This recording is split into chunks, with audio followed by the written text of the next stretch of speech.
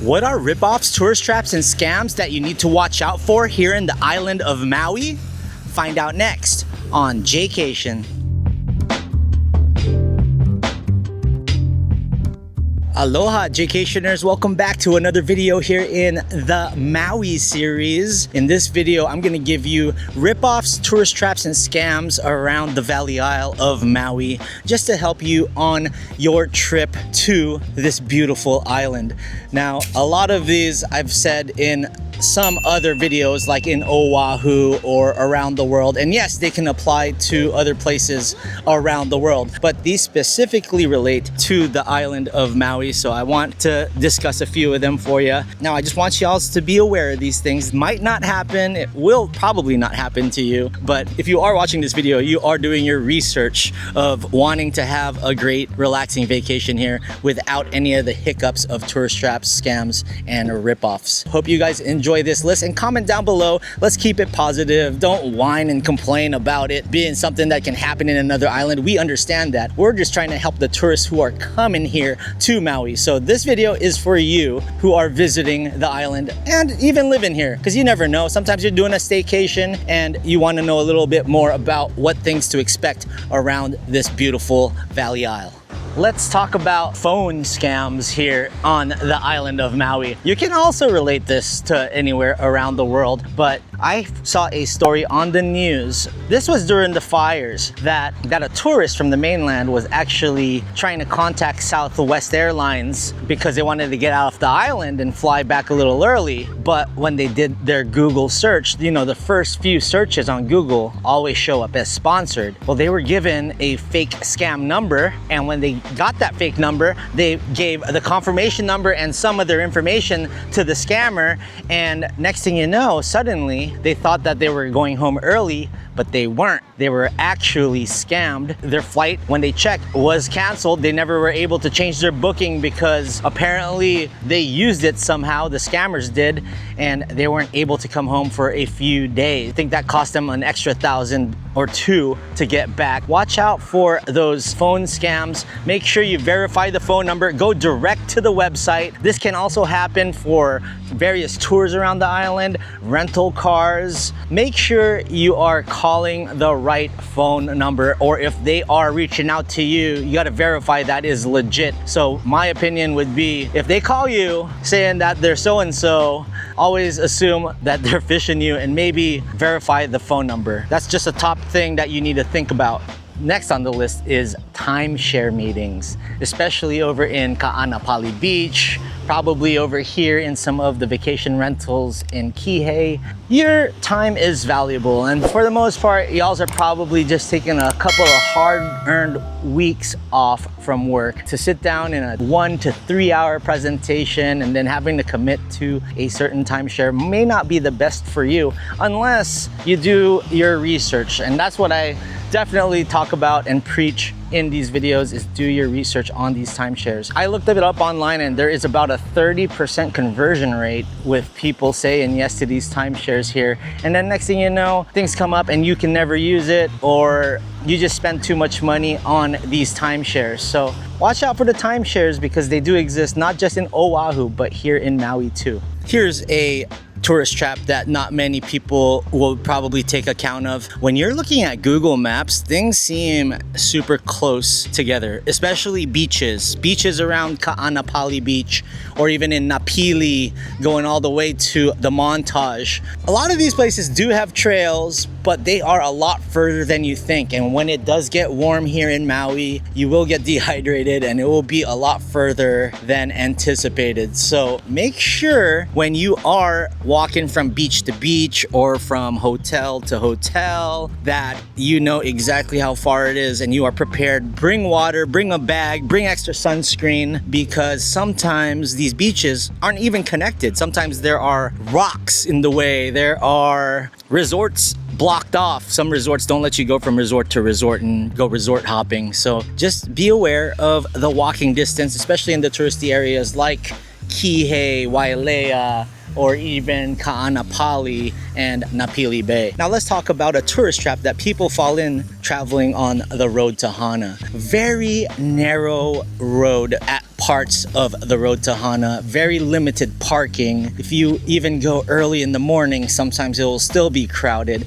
I've even spoken to my local friends here that say they don't even try doing the road to Hana, and they do prefer going with a certified tour guide. So they look online or they know other locals that know how to drive around the road to Hana, and they actually take those day tours because the driver is trusted and it is a lot safer. Now, if you do choose to go on the road to Hana, maybe get a car and definitely get the insurance, a car that is smaller so they can squeeze through smaller spaces, but also leave early. Don't just go there on a whim. Plan which waterfalls you want to see, what parts of the bays you want to see, and once you get to Hana, it might be smart to stay there, and there's only a couple of choices for you to stay there for the night. So if you do want to do it and come back, you don't want to be on there driving at night. It's even a little challenge driving from West Maui over to Kahului at night, because there's one stretch of the highway where it curves around the island and there are no street lights over there, so that can be a bit dangerous with cars coming at you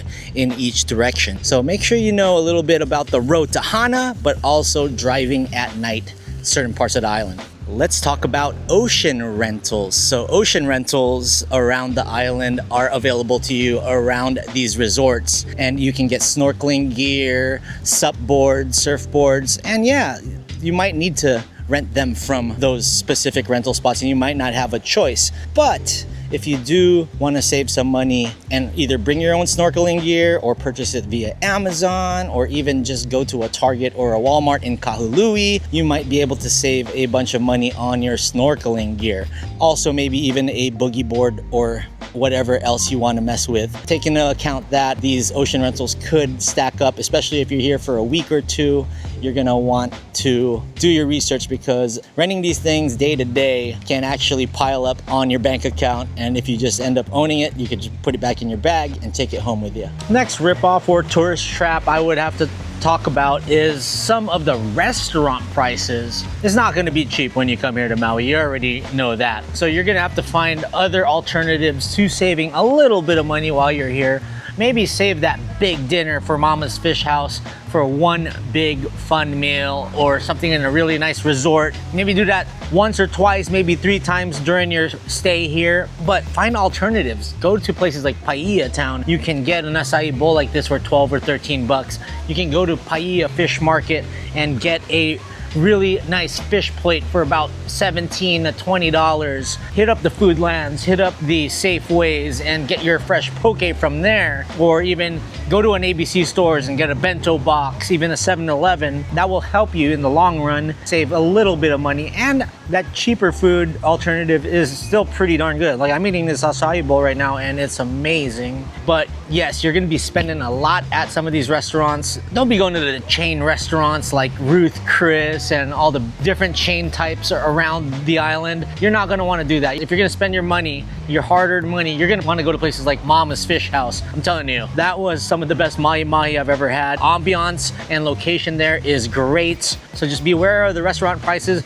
and do alternatives like grabbing acai bowls. Your next tourist trap is not taking account of driving distances around the island. If you're gonna go to West Maui from Kahului, that's gonna take you anywhere from 40 to 50 minutes, depending on where you're going. If you're going to Lahaina, Ka'anapali, Napili, that's even further, or even to the Montage, that's even further. And when it is busy on the weekends, these are only 1-lane highways each way, and you will run into traffic. So it may even take an hour or so just to get from one side of the island to the other. So you have to take into account the driving distance, because this is a small yet big island. Like, getting to Paia, where I'm at right now, to Kihei took me about 35 minutes, and I had to just drive up this super windy road because there's a windstorm going on right now, and I had to take that into account. And then road to Hana, that's another one. That's about 50 miles from here, and if you don't start early in the day, you might get hit with the darkness, and when the darkness comes, it's going to be very bad for you to drive there,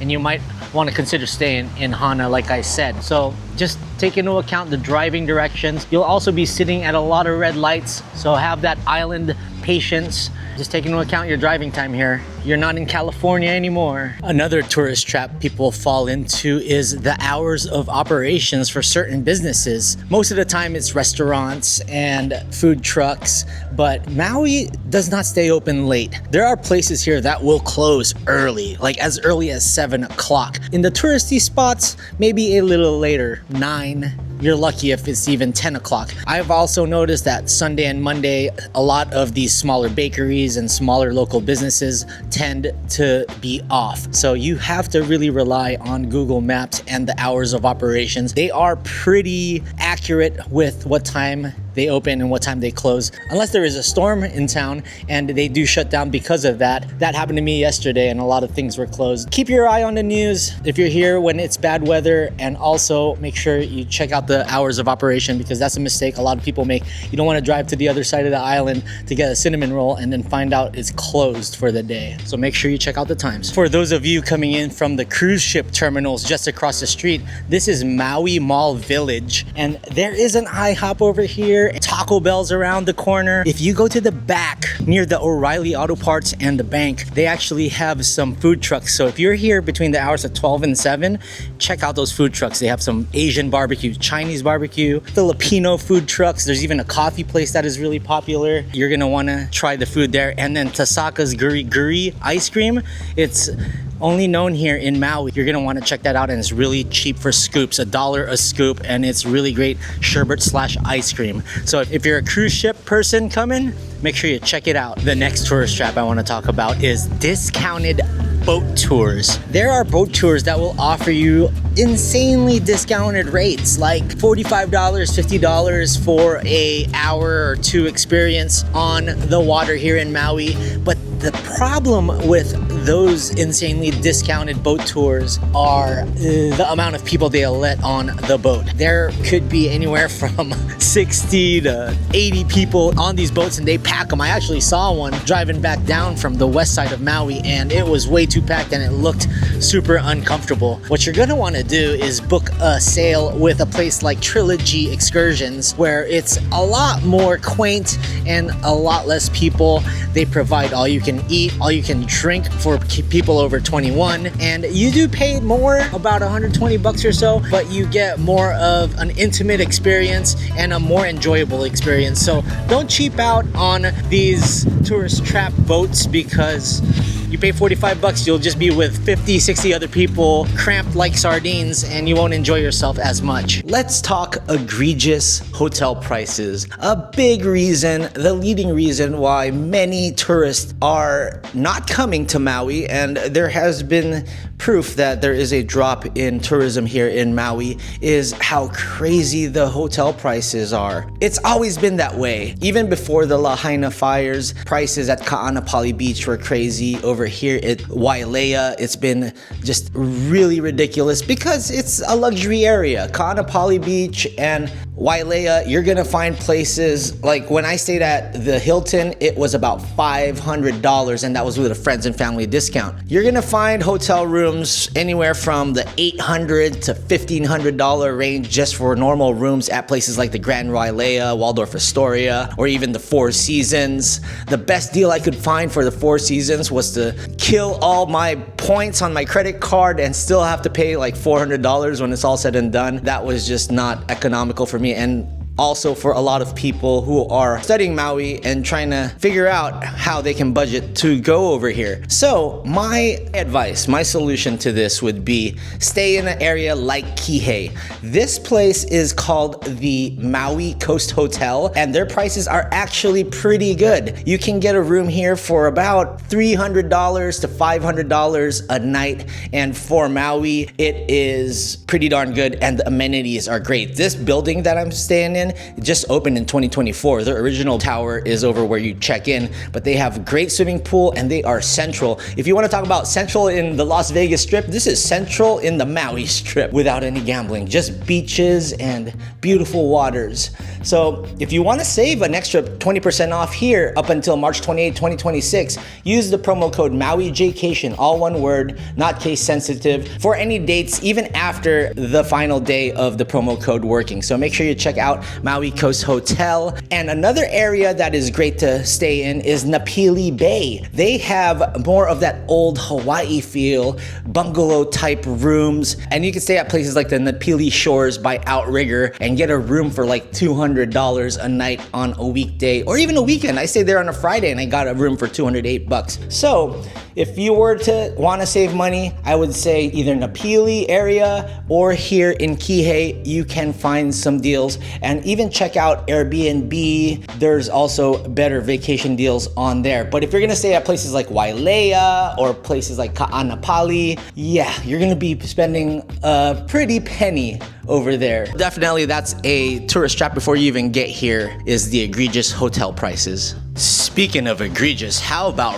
rental car rates? I got my rental car down here. I paid $423 for a week at Ace Rent-A-Car. So there are rent-a-car stations and rent-a-car companies that have shuttles just outside the airport, a mile or two outside. There's probably 3 to 5 of them. I use Ace because I've used them in Vegas in the past. I see them in San Diego, and I've always seen pretty solid deals there, and they always give pretty good discounts. Sometimes you can get 15 to 20% off on their website or booking through a rental car company. A lot of people choose to use Costco rental car if you have a Costco membership, and that's how you save. There really isn't that great of a strategy for finding a good rental car. I looked about 5 weeks out, and the cheapest I could find was that, $424, and I got a decent Jeep. It has AirPlay on it, so I was good to go with it.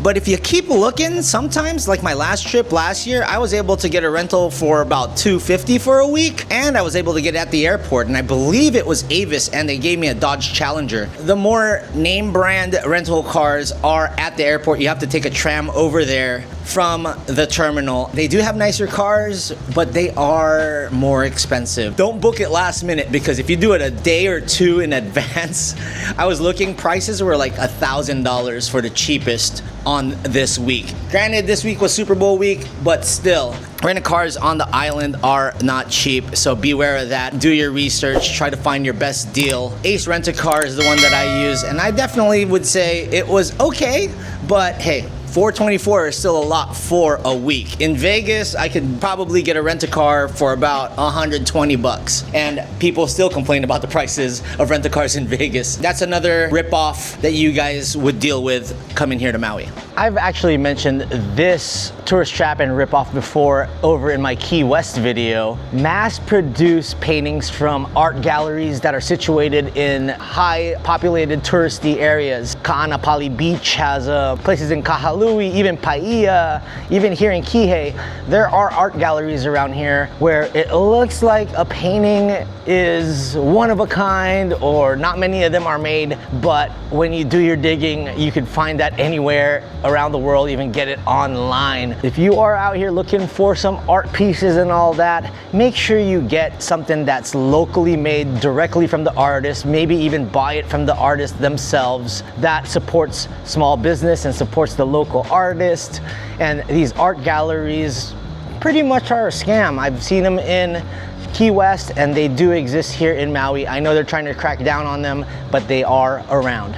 Let's talk about surf schools. So if you are just a beginner learning how to surf, people on the island definitely recommend either you do a private surfing lesson and forego the surf school. Because if you do a surf school, you may have 10 to 20 people with you in the school, and there won't be enough instructors to give you that personal, delicate love and give you all the right moves and strategies and forms to go out there and surfing. You'll just go through that school, try to learn it in the class, and then throw you out in the water, and that may be rough. So a lot of people here I've read said do the private surfing lessons. Pay the extra money for the private surfing lessons. Don't save money and think that you can go on this group surfing lesson. Some people may be able to learn, but it's a lot easier if you have private surfing lessons here on Maui.